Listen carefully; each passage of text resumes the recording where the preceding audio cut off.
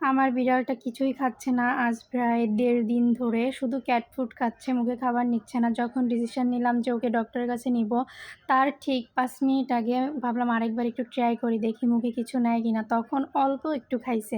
তো যদিও খাইছে তবুও আমার মনকে আমি সান্ত্বনা দিতে পারছিলাম না। যেহেতু ও একবার বাবু দিছে সেহেতু ওকে একটু ভিটামিন খাওয়াতে হবে।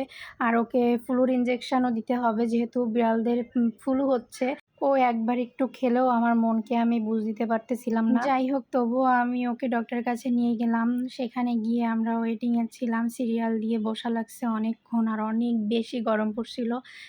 এখানে একটা জার্মানি কুকুর আসছিল। সেই কুকুরটাকে সবাই দেখতেছিল। কুকুরটা মাশাআল্লাহ অনেক সুন্দর। আর এখানে আমাদের পিকু কুকুর দেখে আগায় যাচ্ছে।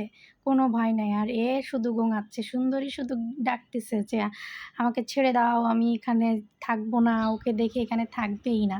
আর ডক্টরকে তো অস্থির করে ফেলছে। ডক্টরের সঙ্গে খুব রাগারাগি করছে সুন্দরী।